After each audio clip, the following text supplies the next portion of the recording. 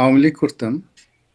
তো আওয়ামী লীগের যে চিন্তা চেতনা ধ্যান ধারণা এটা তো আসলে আমার কোনো অবস্থাতেই মস্তিষ্ক থেকে আপনি তাড়াতে পারবেন না।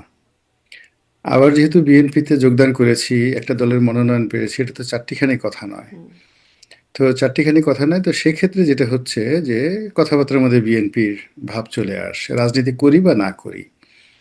আবার জামাতের বিষয়গুলো চলে আসে এই কারণে এলো, জামাত এমন একটা বিষয় ধারণ করে, যেমন জান্নাত ধারণ করে, হুর ধারণ করে, তারপরে শেষে আপনার আরো অনেক কিছু, কোরআন হাদিস ইজমা কিয়াস, তো এগুলো দেশের সব মানুষ জামাত না করলেও মোরাললেস এর সাথে সম্পৃক্ত রয়েছে। যেহেতু আরবিতে আমার কিছু দখল আছে, ইসলামিক হিস্ট্রিতে আমার পড়াশোনা আছে, ব্যক্তিগত জীবনে একজন মুসলিম হিসেবে যে কর্মগুলো, বিশ্বাসগুলো, সেটা একেবারে শৈশব থেকে করে আসছি। তো এটার সঙ্গে আসলে কোনো সম্পর্ক নেই, না জামাতের, না হেফাজতের, না কোনো কিছুর। তো যখন কথা বলতে যাই, কথা বলতে গিয়ে ধরুন একটা ইতিহাস আমি টানি, কখনো বিএনপি থেকে, কখনো জামাত থেকে, কখনো কোরআন থেকে, হাদিস থেকে, তখন মানুষ বলে হায় হায়, হই হই রই রই, কি হলো, এই বুদ্ধি আওয়ামী লীগে চলে গেল, সে শেখ হাসিনার কথা বলে কেন, তা শেখ হাসিনার কথা বলে কেন। আবার যদি কোনো কারণে জিয়াউর রহমান সাহেবের কথা বলি, হায় হায়, এটা সারা জীবন আওয়ামী লীগ করছে, আওয়ামী লীগ শেখ হাসিনা তোকে হুম। মনোনয়ন দিয়েছে, দিয়ে আজ তুই কোথায় থাকতি, আর এই অবস্থাতে বেইমানি করতে করতে তুই তুই এখন সে বিএনপিতে চলে গেলি। আবার যদি ধর্মের ব্যাপারে কোনো কথাবার্তা বলি, ইতিবাচক কোনো কথাবার্তা বলি, সঙ্গে সঙ্গে বলে যে এটা একটা মস্ত বড় মুনাফিক, এটা বিএনপি খেয়েছে, আওয়ামী লীগ খেয়েছে, এখন আবার জামাত খাওয়ার জন্য সে দৌড়াদৌড়ি করছে। তা আসলে এই হলো বিষয়গুলো, আই এম কনসার্ন, আমাকে নিয়ে যারা কথাবার্তা বলে সেই বিষয়গুলো আমার নখদর্পণে আছে। তো এটা নিয়ে আমার কোনো মাথা ব্যথা নেই। মাথা ব্যথা নেই এই কারণে যে যে মানুষ যে কথাগুলো বলছে সে তার নিজস্ব দৃষ্টিভঙ্গি থেকে কথা বলছে। কিন্তু আপনার কি কোনো বিশেষ দৃষ্টিভঙ্গি আছে? মানে বলি, আপনি তো বিভিন্ন দিকেই আসলে কথা বলেন। আপনার মধ্যে কি কোনো গুপ্ত সত্তা আছে? না, সেরকম না আমার আসলে মানে মানে কারো সত্তা হওয়ার বা কারোর সঙ্গে মেশার মতো অবস্থা আমার কখনোই ছিল না। আমি পরিশ্রম করা মানুষ, দুটো ডাল ভাতের জন্য এখনো সারাদিন পরিশ্রম করি, এবং আল্লাহ আমাকে আমার কাছে বরকত দিয়েছে। কোনো দলের দালাল হওয়া, মানে কোনো দলের দাবিদারি করা, কোনো নেতার পদলেহন করা, এই অবস্থা আমার কখনো ছিল না, এখন তো প্রশ্নই আসে না, আমার কখনোই ছিল না। ফলে আমি আমার মতো করে মানে হাওয়ায় পাল তুলে দিচ্ছি, পাল বা হাওয়া আমাকে যেদিকে নিয়ে যায় এই গন্তব্যে আমি পৌঁছে যাবো আমার জায়গা মতো, যেভাবে আমি আমার সামনে জীবনের আর কখনো অনেকগুলো নির্বাচন করার প্রাপ্তি। ইচ্ছা নাই আপনার? হ্যাঁ, আচ্ছা। অবশ্যই নির্বাচন করার ইচ্ছা আছে, যখন মনে হবে একটা সুন্দর গণতন্ত্র আছে, ইলেকশন করা যাবে, মাননীয় সংসদ সদস্য বলতে যে শব্দটি বোঝায় সেটির সত্যিকার অর্থে সম্মান এবং মর্যাদা রয়েছে। তা আমার কাছে মনে হয়েছে যে সেটা কি এখন যে কোনো আসলে দলের টিকিটে? আমার আসলে আমার নির্বাচনী যে এলাকাতে, আমি তো আসলে একজন সংসদ সদস্য হতে চাই, তা আমার এলাকাতে নির্বাচন করার জন্য আমার আসলে কোনো দলের মনোনয়ন দরকার নেই, আমি স্বতন্ত্র পাশ করে আসতে পারবো। এখন দলগুলো সেটা আহ, আমাকে দরকার আছে, অনেক দলের, অনেক দলের দরকার আছে, সব দলেরই দরকার আছে মোরারলেস। এখন এটা হলো আহ, অবস্থানগত, নিজে স্বতন্ত্রভাবে, যেমন আমি বিএনপি দেখলাম, আওয়ামী লীগ দেখলাম, তো দুটো দলকে বিরোধী দল হিসেবে দেখেছি, বিএনপিকে দেখেছি, আওয়ামী লীগকে দেখেছি, আবার এই ইউনুসের জামানাতে যাকে বলা হয় জামাতকে দেখলাম। তা আমার কাছে মনে হয়নি যে এই দলের মধ্যে ঢুকে একেবারে এমন কোনো মধু রয়েছে, মাখন রয়েছে, পোলাও রয়েছে, ক্ষীর রয়েছে, যেগুলো আমার নেই। আবার ধরেন আমি একবার যেহেতু সংসদ সদস্য হয়েছি, তো একেবারে তরুণ বয়সে 2009 সনে, যখন আমার আহ, যাকে বলা হয় কর্মস্পৃহা অনেক বেশি ছিল বর্তমানের চাইতে, ওখানেও আমি এমন কিছু দেখিনি যেটা আমি মনে হয় না যে সংসদ সদস্য না হয়েও আমি করতে পারবো না। মানে আই ক্যান ডু, জনগণের কল্যাণ করার জন্য আমাকে যে এমপি হতে হবে, নট লাইক দ্যাট। শুধু আপনার কানেক্টিভিটি থাকলেই যথেষ্ট। তারপরে কথা বলার জন্য, জনগণের কথা বলার জন্য কেবলই মাত্র পার্লামেন্টে বলতে হবে, নট লাইক দ্যাট। এখন পার্লামেন্টে তো কত মানুষ সারাদিন কথা বলে, তো তাদের কথা তো আপনার আমরা কেউ কগনিজেন্সে নেই না। আমরা খুব গুটি কয়েক লোকের কথা কগনিজেন্সে নেই। এখন তারা হয়তো কেউ পত্রিকায় চাকরি করছে, কেউ আমাদের মতো সোশ্যাল মিডিয়াতে কথাবার্তা বলছে, কেউ হয়তো পার্লামেন্টে আছে। তো ওখানে মূল ব্যাপার হলো, যে যোগ্যতা বলে আপনি পার্লামেন্টের মধ্যে সবার দৃষ্টি আকর্ষণ করতে পারবেন, সেই যোগ্যতা যদি আপনার থাকে, আপনি আমাজনের জঙ্গলে গিয়েও সেই ওখানকার যারা আদিবাসী তার মধ্যেই কি আপনি নেতা হতে পারবেন। সেই সো আমি যোগ্যতা যে যেহেতু এই আপনার আছে জিনিসগুলো সেটি আপনি প্রমাণ করেছেন। তখনও সংসদে প্রমাণ করেছেন বা এখনো আপনি সামাজিক যোগাযোগ মাধ্যমে যে কথা বলেন বা মূলধারার গণমাধ্যমগুলোতে আপনি কথা বলার জন্য খুবই যোগ্য একজন ব্যক্তি। আপনি মানে শুধু কথা না যেটা না না বলছিলাম শুধু যে শুধু হ্যাঁ, শারমিন এখানে আবার আমাদের দেশে হবে সেই ছেলে কবে কথায় না বড় হয়ে কাজে বড় হবে। আমি শুধু কথা বলায় পাকা না। আপনি যদি এখন এই পার্লামেন্টে দেখেন আমার সামনে কলম ধরার মতো মানে রেজাল্টের দিক থেকে পাবলিক পরীক্ষাতে রেজাল্টের দিক থেকে খুব কম লোক আছে। আমি একজন ভালো ছাত্র ছিলাম এবং এখনো আছি। যদি আপনি এই পার্লামেন্টে ধরেন আমাকে এই পার্লামেন্টে গরিব বলে দূরে তাড়িয়ে দিবে, I am not a rich man, কিন্তু আমাকে গরিব বলে তাড়িয়ে দিবে এরকম ধনী ব্যক্তি এই পার্লামেন্টে কেউ নেই বা রাজনৈতিক অঙ্গনেও কেউ নেই। তাহলে এই যে আমাকে যে টাকা উপার্জন করতে হয়েছে, আপনি জানেন বিদেশি মাটিতে থাকেন, জ্ঞান অর্জন এবং টাকা অর্জন এই দুটো খুবই কঠিন একটা বিষয়। তো কাজেই এখানে শুধুমাত্র চাপাবাজি করে মুখে কথা বলে টাকা উপার্জন করা যায় না। তারপরে শেষে আহ, এই যে দেখেন আমার বয়স প্রায় 60 বছর, 60 ইয়ার্স।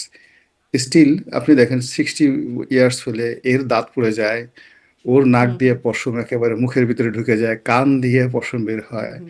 মুখ দিয়ে কথা বলে, সামনে বসে থুথুতে দেখবেন সামনে যে বসে আছে সে তার জন্য বিশ্রী একটা অবস্থা তৈরি হয়ে যায়। তো সেই দিক থেকে আল্লাহ আমাকে যে সুস্থ রেখেছে, এই যে শরীরটাকে সুস্থ রাখার যে ক্ষমতা, এটা আপনি বাংলাদেশে ধরেন কজন লোকের আছে। তো কাজে আমি শুধুমাত্র কথা বলে যোগ্যতা প্রমাণ করিনি, আমার একটা মানুষ হিসেবে এই স্বল্পকালীন জীবনে আপনি যদি 10টা আইটেম ধরেন, hmm. I have a good family, আমার ছেলে সন্তানকে আমি মানুষ করেছি, তারা যার যা জায়গাতে সফল, আমি আমার 7টা ভাইকে মানুষ করেছি, তারা যার যা জায়গাতে সফল। আমি দায়িত্ব পালন করেছি 5 বছর, আপনি আমার নির্বাচনী এলাকাতে দেখেন আমি কত সুন্দরভাবে বললাম যে আমার এলাকাতে নির্বাচন করতে কোনো দলের মনোনয়ন দরকার নেই, আমি ইন্ডিপেন্ডেন্টলি পাশ করে আসতে পারবো ইনশাল্লাহ যখন আমি ফিল করব। আপনি আনেন তো কয়জন সংসদ সদস্য এইভাবে বা সাবেক সংসদ সদস্য রাজনীতিবিদ এত কনফিডেন্ট নিয়ে কথা বলতে পারে। তো এটা আবার আবার ধরেন আমার সমাজে অনেক অনেক বড় কথা বলে ওই একজন আছে খায়রুল দেওয়ান, প্রধানমন্ত্রী খায়রুল দেওয়ান। তো সে সারাদিন বলে প্রেস ক্লাবের সামনে যে আমি দেশের প্রধানমন্ত্রী, আমি দেশের রাষ্ট্রপতি। তো সবাই বলতে পারে, কিন্তু ক্ষমতা নিয়ে টিকে থাকা কিন্তু এত চারটিখানি বিষয় নয়।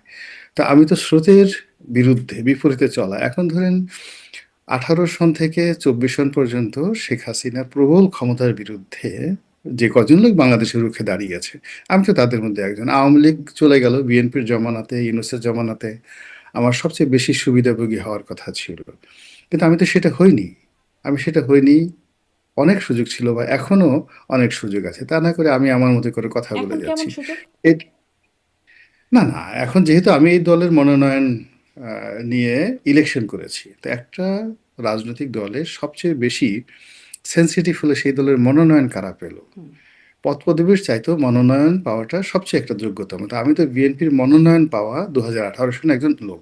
তো এই আমলে ধরেন আমি যদি টেন্ডারবাজি করতে চাই, ব্যবসা-বাণিজ্য করতে চাই, আপনার সুযোগ নিয়োগ বেশি। বদলি করতে চাই, দালালি করতে চাই, এটা খুব সহজ একটা বিষয়, খুব একটা সহজ একটা বিষয়।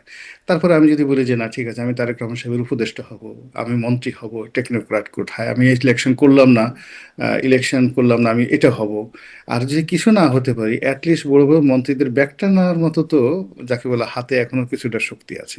এখন এই কাজগুলো তো আমি করিনি কখনো। তো কাজই হলো কি যে আমি আমারই মতো একজন স্বতন্ত্র মানুষ, হয়তো অনন্য, জি। হয়তো ব্যতিক্রম, আমি নিশ্চয়ই, আমার মতো করে আছি। নিশ্চয়ই। আপনার সম্পর্কেই একটু জানছিলাম।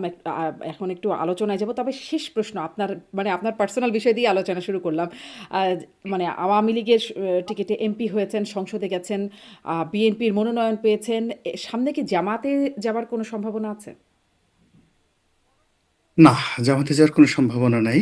সামনে আহ, যে কোনো দলে যাওয়ার সম্ভাবনা আছে, কিন্তু কোনো ইসলামিক দল, যেটা র্যাডিক্যাল ইসলামিজম করে যারা, হুম, সেই সমস্ত রাজনৈতিক দলে যাওয়ার কোনো সম্ভাবনা নাই। এটা আমার নীতি এবং নৈতিকতার একেবারে বিরুদ্ধ। একদম ফলে এটা স্পষ্ট। আপনি একেবারে লিখে রাখতে লিখে পারেন। রাখলাম। আমি একটু আসি যে বাজেটের মূল্যায়ন এখন সবাই করছে। কেমন বাজেট হলো, কি পেলাম, কি পেলাম না ইত্যাদি। সেই বিষয়ে খুব বড় মূল্যায়ন না। আপনার কাছ থেকে খুব ছোট্ট একটা মূল্যায়ন আপনার কাছ থেকে জানতে চাইবো যে বাজেট নিয়ে আপনার ২-১ কথায় মূল্যায়ন কেমন? এবং যে সমালোচনাগুলো হচ্ছে, বলা হচ্ছে বাজেটকে গতানুগতিক, আ লুটপাটের বাজেট বলা হচ্ছে মানে বিরোধীদের পক্ষ থেকে। এই সমালোচনাটাও গতানুগতিক কিনা? মানে বাজেট নিয়ে পর্যালোচনা, বাজেটের সমালোচনা নিয়েও একটা পর্যালোচনা। সমালোচনাটা গতানুগতিক, কিন্তু বাজেটটা আসলে গতানুগতিক নয়। এই কারণে বাজেটের বেশিরভাগ কর্মকাণ্ড, অলমোস্ট 90% কর্মকাণ্ড এটা করা হয়েছিল ডক্টর মোহাম্মদ ইউনূসের জমানাতে। ফলে ডক্টর মোহাম্মদ ইউনূসের একটা ভিশন ছিল, মিশন ছিল। এরপর সরকার যখন ক্ষমতায় এলো, ঠিক এই অল্প সময়ের মধ্যে সরকারের ভিশন এবং মিশনগুলো এই বাজেটের মধ্যে ইনসার্ট করা, ঢোকানো, এটা খুবই কঠিন একটা বিষয়। যারা রাষ্ট্র পরিচালনার সঙ্গে জড়িত তারা বোঝেন। এই একটা বাজেট আল্টিমেটলি বললাম তো যে 90% ইউনূসের জমান আদায় করা। ফলে সেখানে আপনি দেখুন ডক্টর মোহাম্মদ ইউনূসের যে প্রথম বাজেট এবং এই বাজেটের মধ্যে 180 ডিগ্রি অ্যাঙ্গেলের সবকিছুই কিন্তু উলটপালট করা। ফলে এই অল্প সময়ের মধ্যে ভালো বলেন, মন্দ বলেন, সরকার একটা ব্যতিক্রমধর্মী বাজেট দিতে পেরেছে। যে বাজেটের সঙ্গে আপনি আওয়ামী লীগের কোনো বাজেটের মিল পাবেন না। যে বাজেটের সঙ্গে ডক্টর মোহাম্মদ ইউনূসের কোনো মিল পাবেন না। এই বাজেটের প্রতিটি পরতে, পরতে এখানে সফলতা লাভ করার সম্ভাবনা আছে, আবার ব্যর্থ হওয়ার সম্ভাবনা রয়েছে। অনেকগুলো টেকনিক্যাল বিষয় রয়েছে এবং সবচেয়ে আশ্চর্যের ব্যাপার হলো এই প্রথম একটা বাজেট, যে বাজেটের পরে কোনো একটা বিশেষ সম্প্রদায় গোষ্ঠী বলতে পারবে না যে আমরা ক্ষতিগ্রস্ত হয়েছি। তো সরকার এখানে বাজেটে কর না বাড়িয়ে করের যে ভিত্তি এবং করের যে বিস্তার, এটা মানে ঘটিয়ে তাদের যে টার্গেট অর্জন করতে চাচ্ছে, এটা একটা অত্যন্ত ঝুঁকিপূর্ণ, প্রচণ্ড ঝুঁকিপূর্ণ। তো সেই ঝুঁকি যদি সরকার সফল হতে পারে, বাংলাদেশে একটা নতুন ইতিহাস রচনা হবে। তো যার জন্য এখনো পর্যন্ত এটা বলা যাচ্ছে না। আমি এখনো পর্যন্ত বাজেট যারা তৈরি করেছেন, পেশ করেছেন, বাজেটের যে সকল বিষয় সংযোজিত হয়েছে, আপত্তি করার মতো আসলে ক্ষতিগ্রস্ত কেউ হয়নি, নো ওয়ান। বরং যে যার অবস্থানে আছেন কম বেশি লাভ, সবাই লাভে আছেন। আর কিছু কিছু জায়গাতে এখানে যেমন কর মানে কর যে নেট, করের যে জাল, এটা বিস্তার করা হয়েছে। তো সেক্ষেত্রে কেউ ক্ষতিগ্রস্ত, কিন্তু কেউ বলতে পারবে না যে আমি ক্ষতিগ্রস্ত, বিকজ অনেক দিন মানুষ দাবি করছে না আসলে এদের এই জিনিসগুলো দেওয়া উচিত। যেমন ধরুন আবাসন খাতে, তা আবাসন খাতে একজন লোকের একটা জমি আছে 10 কোটি টাকা মূল্যের, সেই জমিটা ডেভেলপ করলো, ডেভেলপ করলে একটা ডেভেলপারের মাধ্যমে ট্যাক্স ফাঁকি দেওয়ার জন্য। তো সেটা ডেভেলপারকে দেখিয়ে 50-50 দেখিয়ে পরবর্তীতে আবার করলো কি, ডেভেলপারের কাছ থেকে সে বাকি অ্যাপার্টমেন্টগুলো নিয়ে নিল। তো এইবার এই বাজেটে বললো যে না, আপনি আপনার সাথে ডেভেলপারের যে চুক্তিগুলো হয়েছে সেই চুক্তি অনুযায়ী আপনি যে টাকা পাবেন, যা কিছু পাবেন, সেটা ওয়ান পার্ট, এটা একটা স্ট্যান্ডার্ড আছে 50-50। এর বাইরে যে সম্পত্তিগুলো আপনি ওন করবেন, সেই সম্পত্তিগুলোর জন্য আপনাকে আলাদা ট্যাক্স দিতে হবে। এখন এটা অনেকের ধনীদের কিন্তু মানে যারা এই 2 নম্বরই করে তাদের মনে খুব কষ্ট, কিন্তু তারা এই কথা বলতে পারবে না যে আমরা এর দ্বারা ক্ষতিগ্রস্ত হয়েছি। তো এইভাবে অনেকগুলো টেকনিক্যাল বিষয় এখানে আছে। জি, আপনি বলছেন কারো ক্ষতি হয় নাই। কিন্তু মানে যেটি নাহিদ ইসলাম বলছেন, বিরোধী দলীয় হুইপ, তিনি চিফ হুইপ, তিনি যেটি বলছেন যেটি চানাচুরের মতো একটা বাজেট হয়েছে। খেতে ভালো, দেখতেও ভালো, কিন্তু পুষ্টিগুণহীন। পুষ্টিগুণ আছে এই বাজেটে? আপনার কি মনে হয়? না, চানাচুর, সব চানাচুর যে পুষ্টি নাই, নট লাইক দ্যাট। চানাচুর ভালো। নাহিদ যদি চানাচুর না খেত তাহলে তার এত সুন্দর স্বাস্থ্য হতো না। It's a very rich food. ফলে নাহিদ যদি এখানে অন্য কোনো কথা বলতো তাহলে হয়তো আমি মনে করতাম যে যেটা দেখবেন যে খুব পছন্দ করে, অবচেতন মনে তার মুখ দিয়ে সেটা বের হয়ে যায়। ধরুন একজন মানুষটা গালি দিল, আপনি কি দেখবেন যে ছোটকাল থেকে সে গালিগুলো শুনে আসছে।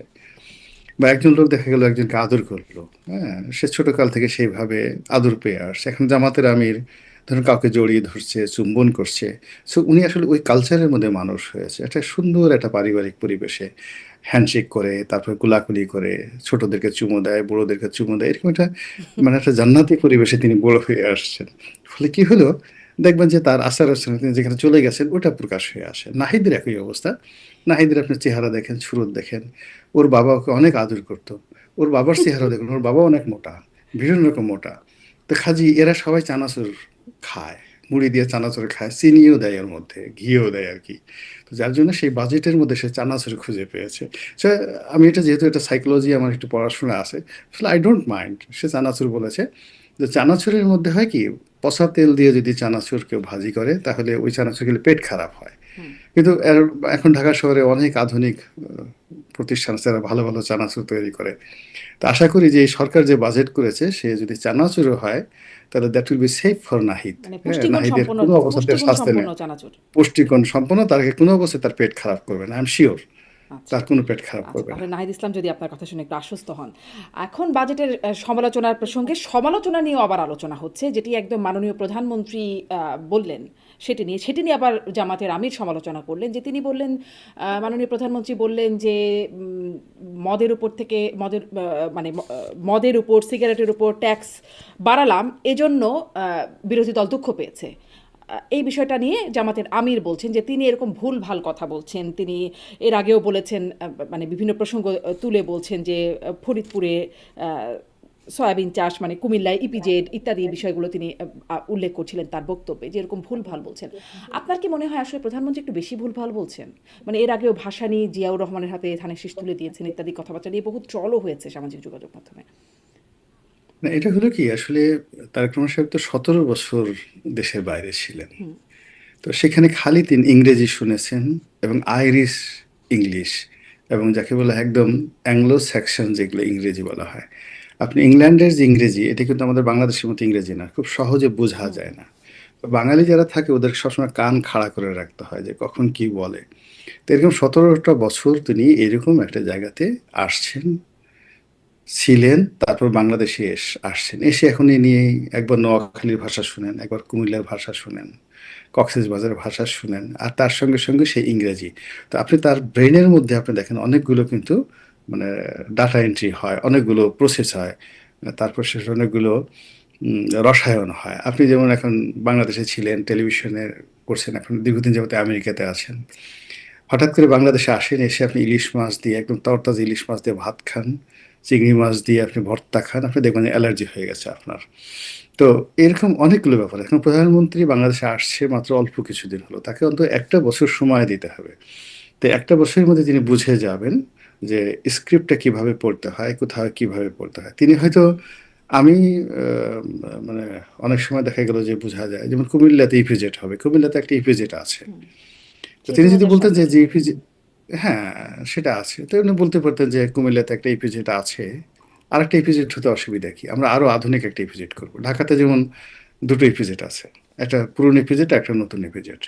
চট্টগ্রামে অনেকগুলো ইপিজেড আছে, সে প্রাইভেট ইপিজেড আছে, সরকারি ইপিজেড আছে। তো সেই ক্ষেত্রে মানে ওনার কথাটা আপনি যদি ভুল ধরেন, সে ভুলও যেভাবে ধরতে পারেন, আবার সঙ্গে সঙ্গে যার ভুল ধরা হয়েছে তিনি কিন্তু সেটার আবার প্রত্যুত্তর দিতে পারেন, যে ঠিক আছে আমি এই কথা বলেছি, ইটস নট এ মিস্টেক, আমি যেটা বলেছি, যেটা ওই জায়গাতে জায়গা অল্প, নতুন একটা জায়গাতে আমরা বড় করে ইপিজেড করবো, আরো বড় ইপিজেড করবো, সেটাই বোঝাতে পেরেছি। আর বিরোধী দলের যারা লোকজন আছে তারা সেই 1400 বছর আগের ধ্যান ধারণা নিয়ে আছে। সেই দেখা গেল আরব দেশের লোকজন কম্বল পরতো, এখন তারা নতুন করে আবার সেই কম্বল পরার চিন্তা ভাবনা করছে। আমরা তো এরকম চিন্তা ভাবনা, আমরা আমেরিকা থেকে আসছি, ইউরোপ থেকে আসছি, ইংল্যান্ড থেকে আসছি, আমার wife is a PhD holder, doctor. ফলে আমাদের চিন্তা চেতনা তো আসলে ডাক্তার শফিক এমবিবিএস চিন্তা করতে পারবে না। ডাক্তার শফিককে যদি তারেক রহমানের চিন্তা ভাবনা করতে হয়, তাকে doctor Shafiqur Rahman FRCS London হতে হবে, এবং এফআরসিএস লন্ডন হলেও তার মর্যাদা হবে তারেক রহমান সাহেবের ওয়াইফের সমপর্যায়ের। তো তারেক রহমান তো স্বামী হিসেবে তার ওয়াইফের উপরে, আমাদের বাঙালির যে কালচার, আপনি গিয়ে দেখেন, মানে আমরা তো অনেক দাম্পত্য জীবন দেখেছি। ফার্স্ট লেডি হলে সবাই একটু ভাবসাব দেখানোর চেষ্টা করে। অতীতে যেমন রওশন এরশাদ দেখিয়েছেন, রওশন এরশাদ না, এরশাদের বান্ধবীরাও তো যে ভাবসাব দেখায়, এর যন্ত্রণায় মানুষ আসছে। তো সেখানে তারেক রহমান সাহেবের ওয়াইফ, আপনি দেখেন একটা টু শব্দ করছে না, শুধু হাসছে, স্বামীর সঙ্গে সঙ্গে যাচ্ছে। তারপরে কত সুন্দর মানে নিউজ আসছে যে জুবাইদুর রহমান স্বাক্ষর করছেন আর তারেক রহমান চেয়ে আছেন, এগুলো এখন জাতীয় নিউজ হচ্ছে। তা আপনি বুঝেন এদের যে প্রেম, এদের যে ভালোবাসা, এদের যে মর্যাদা, হুম। এটা তাজমহল তৈরি করার মতো অবস্থা তৈরি করে ফেলবে আগামী দিনে। তো সেই জায়গাটা শফিকুর রহমান এখনো বুঝতে পারেননি। শফিকুর রহমান, তিনি তার স্ত্রীকে সবসময় অবগুণ্ঠনের মধ্যে রাখেন, ঘরের মধ্যে বদ্ধ রাখেন। শফিকুর রহমান একজন সাধারণ এমবিবিএস, তারপর সে তার বয়স হয়ে গেছে 70 বছর, এর মধ্যে 2-3 বার তার হার্ট অ্যাটাক হয়েছে। তারেক রহমান সাহেব তো একবার হার্ট অ্যাটাক হয়নি। ফলে তার এই দুর্বল যন্ত্র, দুর্বল দেহ নিয়ে তারেক রহমান সাহেবকে মূল্যায়ন করা বা তার পরিবারকে মূল্যায়ন করা, আমি মনে করি এটা তার নিজের প্রতি একটা জুলুম। তাকে আরো একটু শক্তিশালী হতে হবে। তো তার জায়গায় যদি আরেকজন মাসুদ আছে, উনিও ডক্টর মাসুদ, তাকে দিয়ে কথা বলানো হয়, শিশির মনির আছেন, হুম। ওনার তো বটকা এরপর গরম আর, হয়ে যায় ডক্টর মাসুদের। হ্যাঁ হ্যাঁ হ্যাঁ হ্যাঁ, তারপর মাথা গরম হলেও মানে আছে, আরেকজন আছেন আরো মাথা গরম, কি একজন ব্যারিস্টার আছে, ওর ডাকনাম পুলক, এখন ছাত্রলীগ করতো, এখন হঠাৎ করে জামাত করে আর কি, রাজশাহী ইউনিভার্সিটি থেকে আসছে পুলক। তো এদেরকে দ্বারা কথা বলালে বেশি উত্তেজনা তৈরি হয়, কিন্তু উনি মুরব্বী মানুষ, বয়স্ক কিন্তু মানুষ। উনি ভুল হি বলছেন, মানে আসলে ভুলটা কে বলছেন? তারেক রহমানের ভুল, জামায়াতের আমি শফিকুর রহমান বলছেন, নাকি আসলে মানে তার ভুল তিনি ধরছেন, নাকি আসলে উনিই ভুল বলছেন, জামাতের আমিরই ভুল বলছেন? আসলে কেউ ভুল করছে না, মূলত দুজনেই রাজনীতি করছেন। মানে এখন তারেক রহমান সাহেব যদি বিরোধী দলকে একটু সমালোচনা না করে, তাহলে সবাই বলবে আমি আর মামুদের সরকার, বুঝি বুঝি বুঝি, জানি জানি জানি, তোমরা লন্ডনে গিয়ে কি কি করে আসছো। হ্যাঁ, এখানে শেখ হাসিনা যেমন একজন গৃহপালিত বিরোধী দল ছিল, তোমরা এখন সেই দায় দায়িত্বটা না নিয়ে এমন একটা অভিনয় করছো, যেটা আমরা বুঝতে পারি। এই জন্য হয় কি, আসলে তাদের রাজনীতি করতে হয়, একে অপরের বিরুদ্ধে কথা বলতে হয়। একটা সময় জামাত এবং বিএনপি, মানে জামাতকে আগে বলা হতো বিএনপি, তাদের একটা জোট ছিল। তো সেক্ষেত্রে যদি আবার এদের মধ্যে খুব সব কথায় ঐক্যমত্য হয়, যদি একটু খোঁচাখুচি না হয়, তাহলে লোকজন তো এদেরকে বলবে যে মাই গড, এর সে তো আগেই ভালো ছিল। আগে তো তবু কাজী ফিরোজ রশিদ সাহেবের মতো মানুষ পার্লামেন্টে দাঁড়িয়ে তারা কত সুন্দর সরকারের সমালোচনা করতেন। কিন্তু এখন এ যুগ কি আসলো, যে যুগে এখন সরকার এবং বিরোধী দল একই ভাষায় কথা বলে। এমনকি সেই গৃহপালিত বিরোধী দল, যিনি স্রষ্টা হোসেন মোহাম্মদ এরশাদ, সেই বিরোধী দলে আসম আব্দুর রবের মতো মানুষ সরকার বিরোধী কথাবার্তা বলছে। তো সেই তুলনায় আপনি গিয়ে দেখেন, অতীতের যে পার্লামেন্টগুলো আছে, সেই পার্লামেন্টে সরকার বিরোধী যে সকল কথাবার্তা হতো, এখনো তার 20% কথাবার্তা কিন্তু পার্লামেন্টে হচ্ছে না। 80% কিন্তু সরকারের সঙ্গে একটা নেগোসিয়েশন, তাকে ভয় পেয়ে হোক, তাদের সঙ্গে খাতির করে হোক, তাদের সঙ্গে মহব্বত করে হোক, ইটস দ্য রিয়ালিটি। হুম। এখন এটা যেন 100% না পৌঁছে, এর কারণ হলো মানুষ হয় কি, প্রেম এমন একটা বিষয়, এটা বাদ মানে না। মানে আপনি যার প্রেমেই পড়েন, এটা বাদ মানে না। আপনি একটা বিড়ালের প্রেমে পড়েন, বিড়ালকে কোলে নিলে নিয়ে আপনাকে 4টা চুমো না দিলে আপনার ভাত খাওয়া হবে না, এটা বিড়াল। আপনি একটা কুকুরের প্রেমে পড়ছিলেন, কুকুর সেই এসে কি জিব্বা বের করে আপনাকে চাটছে, কিন্তু ইউ ডোন্ট মাইন্ড, আপনার মনে হচ্ছে না এটা আপনার কাছে অমৃত। এই হলো প্রেম। তো এখন এই যে রাজনৈতিক দলগুলোর মধ্যে বিএনপি এবং জামাতের মধ্যে তো আসলে একটা প্রেম ছিল, একটা প্রেম এই ছিল। জন্যই কি এখন জামাতের আমির রাতারাতি বলছে এটা নিজেদের সন্তানকে ভুয়া বলতে হয় না? মানে যখন তিনি রাইট। আম মানে এটাই কি তার একটা কারণ?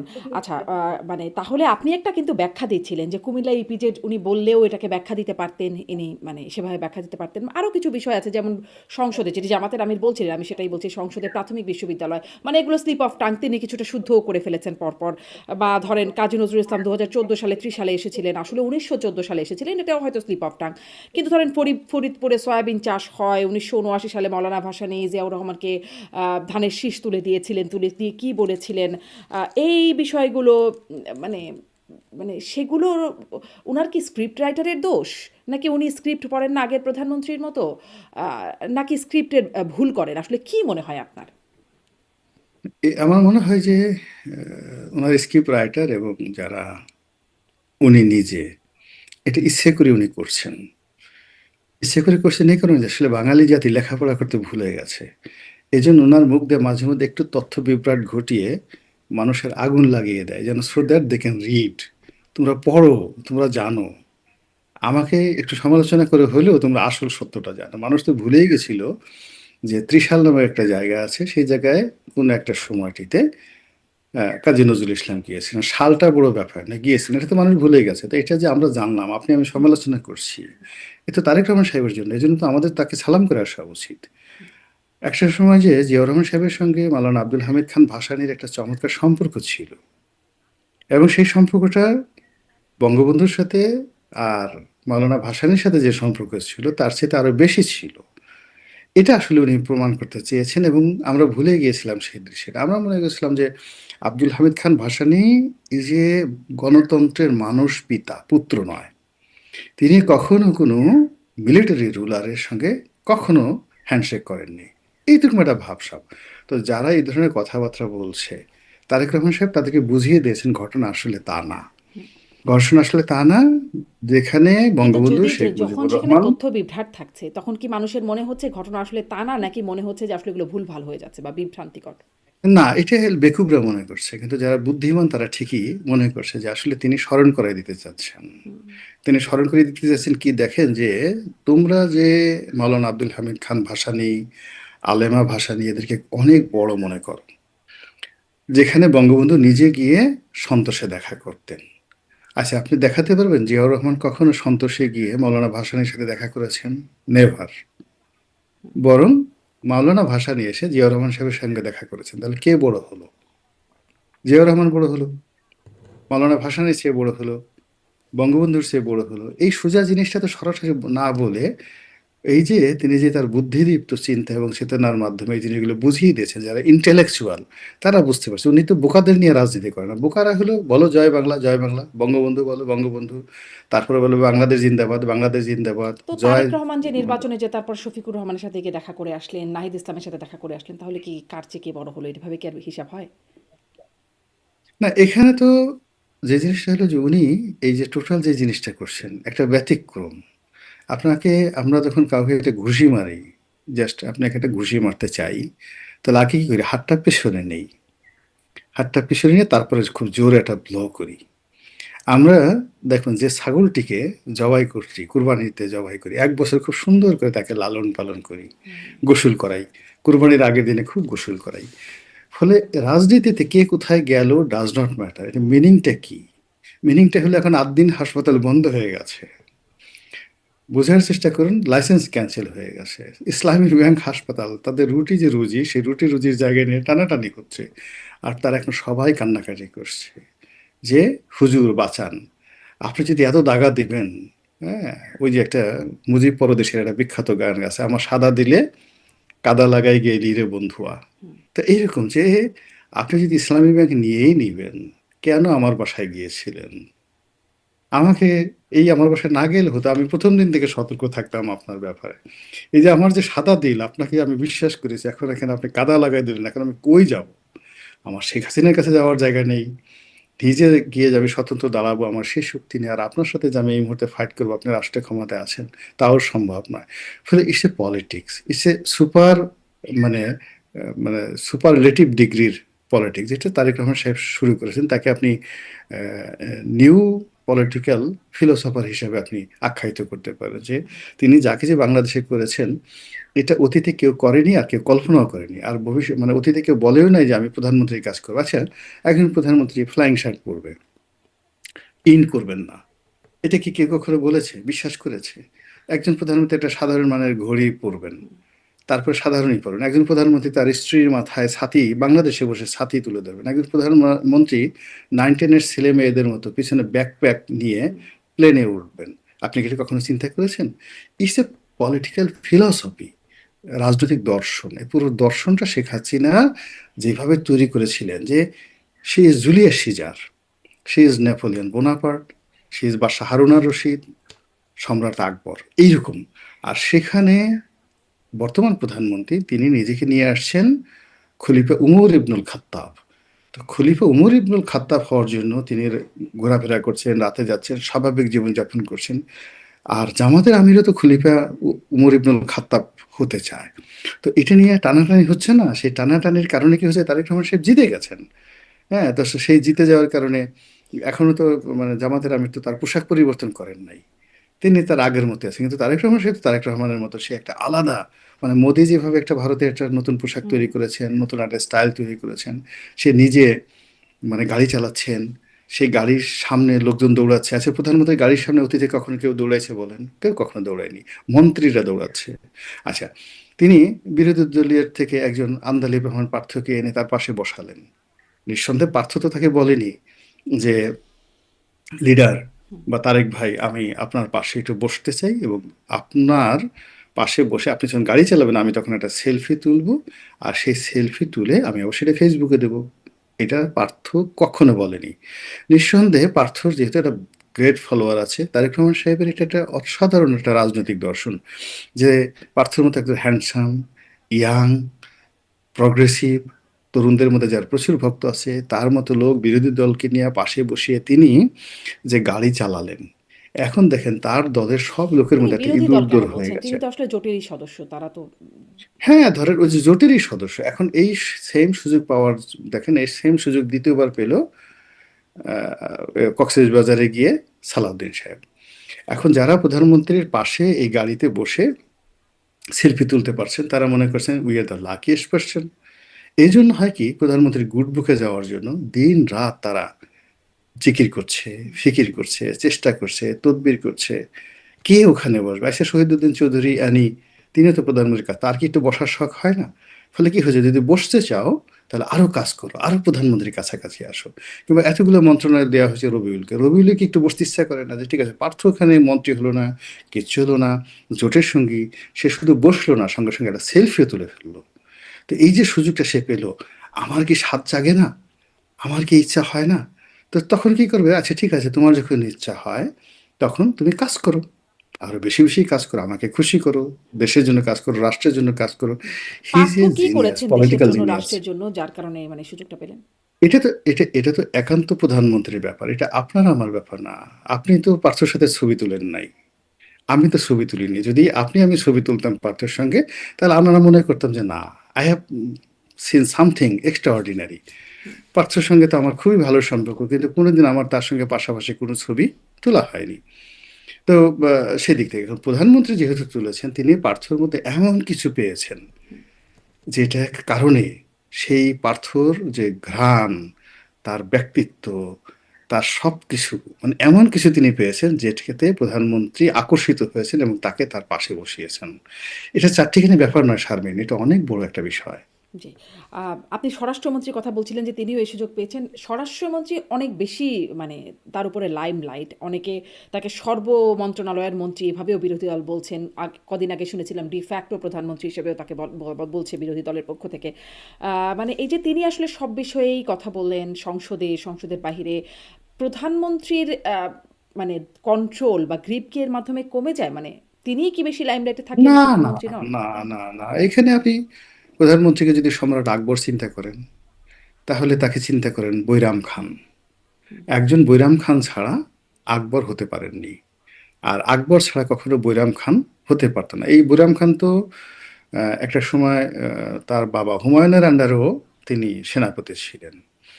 কিন্তু বৈরাম খান তো পানিপথের চতুর্থ যুদ্ধে জয়লাভ করতে পারেনি, হিমুকে পরাজিত করতে পারেনি, বৈরাম খান দিল্লির ডাইনেস্টি প্রতিষ্ঠা করতে পারেনি। তার জন্য একজন আকবর দরকার ছিল। তো সালাউদ্দিন সাহেব তো এর আগে ছিলেন সালাউদ্দিন হিসেবে, তাকে সবাই গালাগালি করে, তিনি ভারতে ছিলেন। তো ভারতে তিনি কিছুই করতে পারেননি। তিনি 17 বছর বাংলাদেশে ছিলেন, মানে যতদিন বাংলাদেশে ছিলেন তিনি তো রুহুল কবির রিজভী সাহেবের সাথে প্রতিযোগিতায় পারেননি। মানে মূল ব্যাপার হলো, তিনি উত্তরাতে বসে সংবাদ সম্মেলন করতেন, আর এই অফিসে রুহুল কবির রিজভী সাহেব করতো। তো ইন্টারনাল পার্টি পলিটিক্সে রুহুল কবির রিজভী বেটার। তারপর তিনি খালেদা জিয়ার সেই আহ, যোগাযোগ প্রতিমন্ত্রী ছিলেন, তার এপিএস ছিলেন। শোনা যায় তিনি একটা সময় তারেক রহমান সাহেবকে পড়িয়েছেন, গৃহশিক্ষক সেও ছিলেন। আমি জানি না সত্য মিথ্যা। তো এই পরিবারের সাথে তার অনেক ভালো সম্পর্ক। কিন্তু A+B² এই যে একটা সূত্র আছে, এটা একদিকে তারেক রহমান সাহেব, অন্যদিকে সালাউদ্দিন সাহেব, প্লাস ব্রাকেট, তার উপরে হোল স্কোয়ার। হুম। এটা বেগম জিয়ার সাথে হয়নি, অন্য কারোর সাথে হয়নি। এটা একটা রতনে রতন চিনে। উনি যেভাবে তাকে চিনেছেন, উনিও তাকে চিনেছেন। ফলে এই মহামিলন এটা বাংলাদেশের জন্য একটা রাজনীতির একটা turning point. Let them work, ভালো কিছু কাজ করতে দেন না, এত তাড়াতাড়ি আমাদের সমালোচনা করার দরকারটা কি? দুজনেই তো ব্যতিক্রম কিছু করার চেষ্টা করছেন, আমরা তো তার মধ্যে কোনো ভুল দেখতে পাচ্ছি না। শুধুমাত্র এই দুজনের মধ্যে যে মহব্বত, এই দুজনের মধ্যে যে ভালোবাসা, একে অপরের প্রতি নির্ভরশীলতা, এটা দেখে আমরা হিংসায় জ্বলে যাচ্ছি। কেন আমাকে ডাকে না? কেন আমাকে সালাউদ্দিন সাহেবের মতো ভালোবাসে না? আমি কেন সালাউদ্দিন সাহেবের মতো সুন্দর হলাম না? আমি কেন সালাউদ্দিন সাহেবের মতো ইংরেজি, উর্দু, হিন্দি এগুলো বলতে পারলাম না? তো এই জিনিসগুলো হলো এক ধরনের হীনমন্যতা। কিন্তু আল্লাহ তো তাকে চেহারা বানিয়েছেন। আল্লাহ আপনাকে গো টু দ্য আল্লাহ, আপনি আল্লাহর কাছে যান, হুম, হুম। আবার আল্লাহর সাথে ঝগড়াঝাটি করে আসেন। কিন্তু তা না করে একজন লোককে আল্লাহ ভালো চেহারা দিয়েছে, তাকে আপনি হিংসা করতে পারেন না। এখন তারেক রহমান সাহেব ভালোবাসেন তাকে, এটা তার ইচ্ছা। তারেক রহমান কি আপনার কাছে অনুমতি নিয়ে, শারমিনের কাছে, গোলাম মোল্লা রানীর কাছে অনুমতি নিয়ে কাউকে ভালোবাসবেন নাকি? তার ভালো লাগে সালাউদ্দিন সাহেবকে, তার ভালো লাগে পার্থকে, তার ভালো লাগে নুরুকে, জোনায়েদ সাকিকে, ববি হাজ্জাজকে। আপনি কি করবেন বলেন? ওই যে মিলন সাহেব, সে এহসান একটা লাভ দিলেন, ওই লাভটা তো তারেক রহমান সাহেবের খুব ভালো লাগছে। এক লাফে তিনি একটা মন্ত্রণালয়ের মন্ত্রী বানিয়ে ফেললেন। তা চারটিখানি কথা না, তো এটা তো উনি পছন্দ করেন। তা আপনি যদি মন্ত্রী হতে চান, অ্যাটলিস্ট লাভ দেন, সালাউদ্দিন সাহেবের মতো শিলং চলে যান, আপনি তার মতো ওইভাবেই করেন। মানে যারা যারা যে পর্যায়ে আছে, আপনি পার্থ হতে চান, তার কাছে বসে তার মধ্যে স্টাইলিস্ট হন, সুন্দর চেহারা হন, এমন পোশাক আশাক করেন, ভালো সেন্ট পরেন, হাতে আপনি সে ভার্চুয়াল মোবাইল রাখেন, আপনি বারিধারাতে থাকেন, এলিট সোসাইটিকে মেনটেন করেন, ইংরেজি বাংলা মিলিয়ে সুন্দর করে কথা বলেন। হ্যাঁ, যেন মানে দেখেই মনে হয় মানে অবস্থাতে একজন মানুষের প্রেমে তো মানুষ এমনি এমনি পড়ে না। There is some reason. Tarique Rahman সাহেব যাদেরকে পছন্দ করছেন, everything has a good reason, সেটাই তিনি কাজ করছেন। একটু আরেকটু আসি যে জামায়াতের আমির আরেকটা বক্তব্য, দীনেশ ত্রিবেদী ভারতীয় হাই কমিশনার হিসেবে বাংলাদেশে প্রবেশ করলেন এবং প্রবেশ করে সাংবাদিকদের সাথে কথা বলতে গিয়ে তিনি বললেন যে মানে ডেমোক্রেসি মিলে গেলে ওয়ার্ল্ড পাওয়ার হবে, সেখানে 140 কোটি মানুষ, বাংলাদেশে 20 কোটি মানুষ, 160 কোটি মানুষকে নিয়ে মিলেমিশে কাজ করার কথা বলেন। এটিকে খুব তীর্যকভাবেই দেখেছেন বলে মনে হলো বিরোধী দলীয় নেতা, এবং তিনি এটির ব্যাখ্যা চাইতে বলেছেন সরকারকে। আপনার কাছে আসলে মানে কি মনে হয় এটার ব্যাখ্যা কি হতে পারে? তিনি আসলে কেন এরকমটা বললেন? প্রথমত আসলে তিনি এটা যে কথাগুলো বলেছেন, আমি যদি মানবিক দৃষ্টিকোণ দিক থেকে দেখি, এটা আসলে মানে এর মধ্যে কোনো ক্রিমিনাল অফেন্স নেই। মানে যে প্রশ্ন করা হয়েছে, যেভাবে ওখানে আসলে সামগ্রিকভাবে ওই বক্তব্যগুলো আলাদা করা হয়েছে। এমনি নরমালি হয় কি, আমাদের বাংলাদেশের মানুষ কলকাতাতে গেলে অনেকটা আবেগপ্রবণ হয়ে যায়। আবার কলকাতার মানুষ বাংলাদেশে আসলে কিন্তু অনেকটা আবেগপ্রবণ হয়ে যায়। আমি গিয়ে দেখলাম যে একসময় বিখ্যাত শিল্পী নচিকেতা, উনি আসলেন, এসে ওনার গ্রামের বাড়ি থেকে চিত হয়ে মাটির মধ্যে শুয়ে অনেক কান্নাকাটি করলেন। তার পূর্বপুরুষরা ওখানে ছিল। তো এটা আসলে একটা আবেগের বিষয়। যদি এটাকে সত্যিকার অর্থে সরকার মনে করে যে সিরিয়াসলি, তাহলে জামাত বলুক যে আমরা ইন্ডিয়ান দূতাবাস ঘেরাও করি।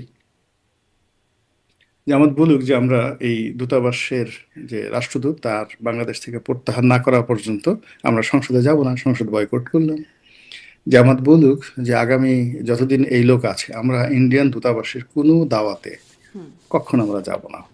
তাহলে তাদের যে অনেস্টি এটা প্রমাণিত হবে। আদারওয়াইজ এটা আমার কাছে যেটা মনে হচ্ছে যে যে কথাগুলো তিনি বলতে চাননি, বোঝাতে চাননি, সেই ভয়গুলো তৈরি করে, সেই ইস্যুগুলো তৈরি করে মূলত আপনি you are inviting somebody to create a disaster. একটা ডিজাস্টার তৈরি করার জন্য আপনি কাউকে ইনভাইট করছেন। আদারওয়াইজ এই জিনিসগুলো, একজন রাষ্ট্রদূত তিনি বাংলাদেশে এসে কি বললেন, এতে করে বাংলাদেশ আর ভারতে এক হয়ে গেল। বাংলাদেশের 20 কোটি মানুষ ভারতের 140 কোটি মানুষের সাথে এক হয়ে গেল। বাংলার আকাশ ভারতের আকাশে এক হয়ে গেল। বাংলার আকাশ ভারতের আকাশ তো একই। শুধু আমরা সীমানা নির্ধারণ করেছি ভূমিতে, স্থলে এবং জলে, জলে স্থলে, কিন্তু আকাশ তো আল্লাহ রাব্বুল আলামিন সবার জন্য উন্মুক্ত করে দিয়েছেন। তো উনি এমন কি বলেছেন, বাতাসও তো এক। আপনি সুন্দরবনের বাতাস, সুন্দরবনের অর্ধেক আমাদের, অর্ধেক ওখানে। অনেক সুন্দরবনের বাঘ আছে, এদের বউ থাকে ভারতে, বাঘদের বউ থাকে ভারতে, এবং এটা বাংলাদেশ চেষ্টা করে এই বাঘগুলোকে দমন করতে পারেনি। এর কারণ হলো, বউ যখন ভারতে থাকে বাঘের বাচ্চা হয়ে যায় ভারতে। বাংলাদেশে খালি পুরুষ বাঘ বাড়ে, এর ফলে বাঘ কমে যাচ্ছে, ভারতের বাঘ বেড়ে যাচ্ছে। তো এই যে ভারতের যে মাটি, সেই মাটি আকর্ষণ করতেছে আপনাকে। আপনি রাতারাতি সেই জিনিসগুলো পারবেন না। প্রকৃতি ইটসেলফ আপনাকে, গঙ্গাটা আছে, গঙ্গা নদীটা সেই গঙ্গোত্রী হিমবাহ থেকে আসলো। আচ্ছা, সেটা কি কেওক্রাডাং থেকে আসতে পারতো না? সিলেটের শফিকুর রহমান সাহেবের বাড়ি থেকে গঙ্গা নদী শুরু হতে পারতো না? তো সেখান থেকে সেই ব্রহ্মপুত্র নদীটা কেন চীন থেকে আসতে হবে? এখন প্রকৃতিগুলো তো একটা জিনিস আছে। তো এখানে বাতাস, আমার আকাশ, এটা অবারিত, সারা পৃথিবীতে অবারিত। আপনি এটাকে রাখতে পারবেন না। আমরা ভূমিতে এবং জলস্থলে এটা একটা বিভেদ তৈরি করে রেখেছি। তার মানে এই এভাবে হলো দেখার কিছু বক্তব্য। নাই, মানে সমালোচনা করবার মতো বক্তব্য এটি না বলে আপনার মনে হচ্ছে? না, না, না, না, এটা সমালোচনা করার মতো বক্তব্য না। এটা জাস্ট একটা নাটক তৈরি করার জন্য। কিন্তু মানে এটাকে একটা খুব শক্তভাবে তিনি বলছেন, নাহিদ ইসলাম বলছেন, বা বিরোধী দলীয় নেতারা অনেকেই বলছেন এই বিষয়টিকে। আমার এই বিষয়টা মানে কদিন ধরেই প্রশ্ন করছিলাম যে ধরেন হাদি হত্যাকাণ্ডের পরে একদম দেশে তাণ্ডব হয়ে গেল, ভারতীয় আধিপত্যবাদকে ক্যারি করে কারা কারা সেসব প্রতিষ্ঠান, মানে সেই ট্যাগ দিয়ে প্রতিষ্ঠানগুলোকে আক্রমণ করা হলো। প্রথম আলো, ডেইলি স্টার, উদীচী, ছায়ানট থেকে শুরু করে বিভিন্ন জায়গায় হামলা হলো। কিন্তু যখন হাদি হত্যাকাণ্ডের কথা মমতা বন্দ্যোপাধ্যায় বললেন, সাবেক মুখ্যমন্ত্রী, যে তিনি ক্ষমতায় থাকার সময় কি হয়েছে, স্বরাষ্ট্রমন্ত্রী অমিত শাহ ফোন করে কি বলেছেন, একদম সরাসরি অনেক কথা বলে দিলেন। তখন তো কেউ আসলে ব্যাখ্যাও চাইছে না যে কি হলো, মানে এত সিরিয়াস একটা ঘটনা ব্যাপারে এখন যখন তারা নিজেরা বলছে, তখন শুনছিলাম 7 সিস্টার্স আলাদা করে দেওয়া হবে এরকম হুমকি। এখন যখন তারা বলছে তখন কেউ ব্যাখ্যাও চাইছে না, সরকারও চাইছে না, বিরোধী দলও কোনো ব্যাখ্যা চাইতে বলছে না। মানে কেন হতে পারে এটা? এই বিষয়ে এত ব্যাখ্যা শুনেন, চাইছে, সেই বিষয়ে না। আমরা একটা, যাকে বলে, আন্তর্জাতিক চক্রান্তের মধ্যে আছি। এই চক্রান্তটার 1 নম্বর দিক হলো যে বার্মা অ্যাক্টের আন্ডারে, বার্মা অ্যাক্টটা হয়েছে 1953-তে, but it was initiated in 1933 under the Theodore D Roosevelt. তো সেই থিওডর ডি রুজভেল্টের আন্ডারে এই যে প্ল্যানটা হলো বার্মা অ্যাক্ট, সেই বার্মা অ্যাক্টের অ্যাগেনস্টে আমাদের চট্টগ্রাম অঞ্চল নিয়ে একটা নতুন রাষ্ট্র গঠন করার পশ্চিমাদের একটা প্ল্যান আছে। এই চক্রান্তের মধ্যে আমাদের আছে, আমাদের অল পলিটিশিয়ান যারা প্যাট্রিয়ট তারা বুঝে, আর যারা আমাদের মধ্যে বেইমান আছে, মির্জাফর আছে, মুনাফিক আছে, তারা এটাকে বাস্তবায়ন করার জন্য দে আর গেটিং মানি। এটা আপনাকে বুঝতে হবে। ২ নম্বর হলো in 1953 there happened another one. আমাদের এই বাংলাটাকে নিয়ে নেওয়ার জন্য দেয়ার ওয়াজ এ নেহেরু ডক্ট্রিন। হুম, তো এই যে নেহেরু ডক্ট্রিনটা ছিল, এটা একদম ওপেন, সবাই জানে ভারতের। এই যে ভারত যে একটা মানে চন্দ্রগুপ্ত মৌর্যের জমানার যে একটা মানচিত্র তৈরি করে, একটা অখণ্ড ভারতের মানচিত্র তারা যে তাদের পার্লামেন্ট ভবনে টানিয়ে রেখেছে, এটা তো এমনি এমনি টানিয়ে রাখেনি, দেয়ার ইজ এ প্ল্যান। তো এখন এই যে বাংলাদেশটাকে দখল করবে, বাংলাদেশের সাথে একটা যুদ্ধ করবে, এই যুদ্ধ করার জন্য একটা ওসিলা দরকার। সেই ওসিলাটা কি?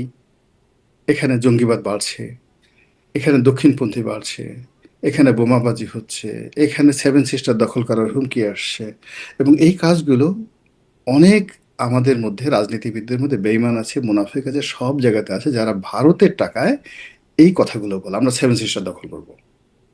হুম, আমি সবাইকে বলছি না, কেউ কেউ এই জিনিসগুলো জিকির তুলে ফিকির তুলে ভারতের টাকায়, ভারতের টাকা খেয়ে ভারতকে গালাগালি করে, যেন ভারতের টাকায় রাম মন্দির তৈরি করবে, রাম মূর্তি তৈরি করবে, করে আবার ভারতের টাকায় সেই রাম মূর্তি ভাঙবে।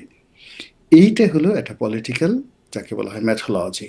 এই গল্প, এই কাহিনী, এই উপন্যাস সাজিয়েই কিন্তু পৃথিবীতে এইভাবে বড় বড় যুদ্ধ তৈরি হয়েছে, বড় বড় ভূখণ্ড এভাবে দখল করা হয়েছে। আমাদের এই ভূখণ্ড তো অল্প কয়েকদিন, এটা তো অন্ততপক্ষে ৪-৫ হাজার বছরের ইতিহাস আছে। বহুবার আমরা দিল্লির দ্বারা অধিকৃত হয়েছি। মুর্শিদাবাদ বহুবার আমাদেরকে দখল করেছে। বহুবার এমনকি যেমন নরেন্দ্র মোদীর যে জায়গা, যেখানে সেই দক্ষিণ ভারত, দাক্ষিণাত্য, গুজরাট, এই এলাকাতে রাজা ছিলেন সেই রাজেন্দ্র। তো চোল সম্রাট রাজেন্দ্র, তিনি আজ থেকে ১,০০০ বছর আগে, অর্থাৎ এখন ২০২৬, ১,০২৬ সনে এই বাংলা দখল করে নিয়ে গেছিলেন।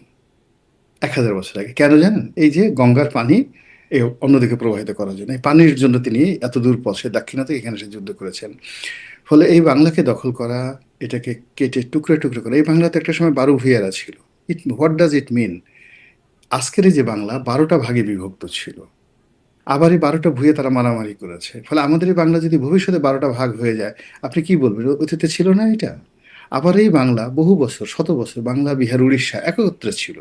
আসাম আমাদের সঙ্গে ছিল। তো যার জন্য এই কাজগুলো করার জন্য আন্তর্জাতিক চক্রান্ত রয়েছে। এখন কে যে কিভাবে কোন জায়গা দিয়ে খেলছে, উই ডোন্ট নো। একমাত্র আল্লাহ জানেন। এই যে আমাদের দেশে যে একটা মার্কিন ডিপ স্টেট আছে, এখানে যে $৪৯ মিলিয়ন এই বাংলাদেশে শেখ হাসিনা রেজিমকে তাড়ানোর জন্য স্বয়ং ডোনাল্ড ট্রাম্প বলেছে যে $৪৯ মিলিয়ন এই আমেরিকান সরকার খরচ করেছে। আমরা কি এটা কখনো কল্পনা করেছি? কখনো কল্পনা করিনি। এই আমেরিকান সরকার এখানে আমাদের মতো $৪৯ মিলিয়ন করে বিনিয়োগ করে $৪.৫ বিলিয়ন সে যে আপনার বিমান চুক্তি আর $১৫ বিলিয়ন যে সামগ্রিক চুক্তি করে নেবে, আমরা এটা কখনো কল্পনা করেছি? কখনো কল্পনা করিনি। ফলে আসলে আমরা অনেকগুলো কথা শুনে দেখবেন, যে যত বেশি কথা বলছে, যে যত বেশি দেশপ্রেম দেখাচ্ছে, তার মধ্যেই হয়তো দেশ বিক্রি করার বীজ হয়তো কোনো দেশ লুকিয়ে রেখেছে বা ওখানে ঢুকিয়ে দিয়েছে। হুম। মানে এখানেও ডিপ স্টেটের চাল থাকতে পারে বলে আপনি অবশ্যই, অবশ্যই সন্দেহ ডিপ করার স্টেট মতো। চাল, মানে ডিপ স্টেট চাল থাকতে পারে। জি, আমি একটু মানে ওসমান হাদির কথা বলছিলাম। এখন ওসমান হাদিকে পাঠ্য বইয়ে অন্তর্ভুক্ত করবার কথা বলা হচ্ছে। বলা হয়েছে যে ২০২৮ শিক্ষাবর্ষ থেকে পঞ্চম শ্রেণীতে শহীদ ওসমান হাদির বীরত্বগাথা পাঠ্যপুস্তকে অন্তর্ভুক্ত করা হবে। ওসমান হাদির বোন তিনি, মাসুমা হাদি, তিনি ফেসবুকে স্ট্যাটাস দিয়ে বলেছেন ২৮ সাল থেকে কেন, ২৭ সালের থেকেই কেন নয়, এবং পঞ্চম শ্রেণী থেকে বিশ্ববিদ্যালয় পর্যন্ত কেন নয়। মানে আমরা দেখেছি ওসমান হাদি খুবই তেজোদীপ্ত কথা বলতেন। তার বেশ মানে একটা রাজনৈতিক বক্তব্য তার মুখে বেশ শোভাও পেত, বেশ গালিগালাজও করতেন। কিন্তু আসলে পাঠ্যপুস্তকে অন্তর্ভুক্ত করবার মতো আপনার কাছে কি মনে হয়? মানে কি বিষয়গুলো মানে পাঠ্যপুস্তকে অন্তর্ভুক্ত করার মতো? প্রথমত হলো যে উসমান হাদিকে সৃষ্টি করা হয়েছে, তিনি সৃষ্টি হননি।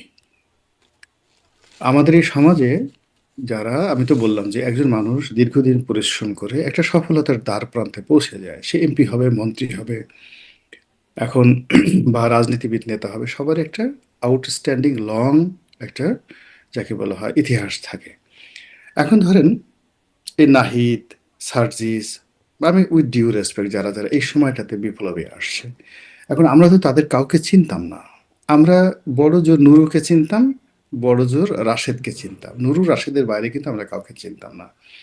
উসমান হাদি নামক যে একটা লোক আছে, এটা তো আমি সেই যে জুলাই আগস্ট বিপ্লবের সময় তো আমি একেবারে রাজপথের একজন মানুষ। মানে যেদিন শেখ হাসিনা চলে গেছেন, মানে যেদিন কারফিউ ছিল, সেই দিন আমি জানি না আমার লেভেলের একটা লোকের ঘর থেকে বের হয়েছে কিনা। আমি কথা বলেছি নো ওয়ান। আমি কিন্তু সেদিন প্রচণ্ড বৃষ্টির মধ্যে রাস্তায় বের হয়ে তারপর অফিসে আসছে, সারাদিন অফিস করেছি। তো কাজী এই যে এই সময়গুলোতে আমি তো কখন উসমান হাদির নাম শুনিনি। 2024 সনের আগস্ট মাসে আমি কখন উসমান হাদির নাম শুনিনি, হুম। জুলাই মাসে শুনিনি, তার আগে কখনো শুনিনি। হঠাৎ করে এই উসমান হাদি চলে আসলো, তারপরে সে সমন্বয়করা চলে আসলো, আর একটা ওই যে নতুন আর একটা কি দরবেশ আছে, এর বড় দাড়ি, কি যেন নাম, ওই যে টেক্সট বুক বোর্ডের বই নিয়ে সব কি কেলেঙ্কারি ঠেলেঙ্কারি করলো। তো আসলে ডক্টর মোহাম্মদ ইউনূসের জমানাতে অনেকগুলো ক্যারেক্টার তৈরি করা হয়েছিল, এবং সেই তৈরি করা ক্যারেক্টারগুলোকে আবার দেখা গেল যে অনেকে হারিয়ে গেছে, অনেকে হারিয়ে দেওয়া হয়েছে। উসমান হাদির মৃত্যুটা কোনো স্বাভাবিক মৃত্যু ছিল না। এটা যারাই করেছে, আল্লাহর গজব নাজিল হবে তাদের প্রতি, যারাই করেছে। এর কারণে এই ছেলেটা তো আসলে উসমান হাদি হতে চায়নি। সে একটা কোচিং সেন্টারে নর্মালি কোচিংয়ে সে করতো। সাকল্যে 20-25 হাজার টাকা হয়তো তার মান্থলি ইনকাম ছিল। তার পোশাক, মাদ্রাসা লাইনে সে পড়াশোনা করে কোনো মতে জীবন জীবিকা নিয়ে ঢাকার শহরে সে বসবাস করার জন্য সংগ্রাম ছিল। সেই মানুষটিকে আপনি তুলে আনলেন। একটা তুলে এনে বিশ্ববিদ্যালয়েও তাকে তিনি হঠাৎ জয়েন করে, করেছিলেন যতটুকু জানি, হতে পারে, হতে পড়াশোনা পারে। শেষ এখন করেছিলেন। আমাদের তো কতগুলো বিশ্ববিদ্যালয় আছে যে বিশ্ববিদ্যালয়ে 5,000 টাকাও বেতন দেয় না। 6 মাসও বেতন দেয় না। আপনি টিচার হতে চান, আমি আপনাকে অনলাইনে অনেকগুলো বিশ্ববিদ্যালয়ের টিচার বানিয়ে দেবো। ফুল অধ্যাপক। কিন্তু তারা বেতন দিতে পারছে না। তো যার জন্য ইট ডাজ নট ম্যাটার। মূল ব্যাপার হলো যে আমি মানে এখান থেকে বলছি আমার মতো মানুষ যারা, আমি 2009 সন থেকে পলিটিক্যাল টকশো করি। তো টকশো করলে যারা রাজনীতিতে আসে তাদেরকে আমার চিনতে হবে, নাহলে আমি এত কথা বলছি করে মানুষ কেন আমার কথা শুনছে। আমার কাছে তো তথ্য আছে, ইনফরমেশন আছে, ডাটা আছে। তো সেই ডাটার মধ্যে তো আমি এই সময়টাতে অনেকগুলো লোককে দেখছি, যে লোকগুলোকে আমি 2023 সনে দেখিনি, তাদেরকে চিনি না, জাতীয় তাদেরকে চিনে না। All on a sudden within 6 month এদেরকে তৈরি করা হয়েছে। তৈরি করে এদেরকে একেবারে বলিউড স্টার শাহরুখ খান কিংবা টম ক্রুজ তৈরি করে ফেলানো হয়েছে। আবার নাটক তৈরি করার জন্য সেই টম ক্রুজকে মেরে ফেলা হয়েছে, যেন মানুষ উত্তম কুমারের জন্য কাঁদে, টম ক্রুজের জন্য কাঁদে। তো সেই দিক থেকে এখনো এই যে হাদিকে নিয়ে যে বইয়ে তার বীরত্ব গাথা অন্তর্ভুক্ত করা, আমার কাছে মনে হচ্ছে এই কাজটি সরকারের যারা লোক আছে দে আর প্লেয়িং, তারা খেলছে। যারা তাকে মানে বানিয়েছে, আবার যারা তাকে মেরেছে, কারা আবার তারা? যারা তাকে, আপনার কি ধারণা, মানে তারা কারা? কারা তাকে তৈরি করলো, কারা তাকে সরালো? যারা এই কাজটা করেছে তারা বাংলাদেশের দেশপ্রেমিক ভালো কেউ না। তারা দেশের মধ্যে হলে তাদের পরিচয় মীর জাফর, জগৎ রায়দুল্লভ, ইয়ার লতিফ। আর তারা যদি আমেরিকার হয় তাহলে তারা they are the agent of deep state. তারা যদি ইসরায়েলের হয় they are the agent of Mossad. তারা যদি ভারতের হয় they are the agent of র। আর কি বলবো, এর চেয়ে বেশি কিছু নয়। কিন্তু আমাদের আপামর জনসাধারণ আমরা হাদি ভাই জিন্দাবাদ, হাদি ভাই জিন্দাবাদ, বঙ্গবন্ধু জিন্দাবাদ, শহীদ জিয়া জিন্দাবাদ, এইভাবে আমরা রাজপথ একজন হাদিকে আমরা তৈরি করিনি। কিন্তু সেই হাদিকে কবি নজরুলের পাশে আবার তারাই দাফন কাফন করেছে।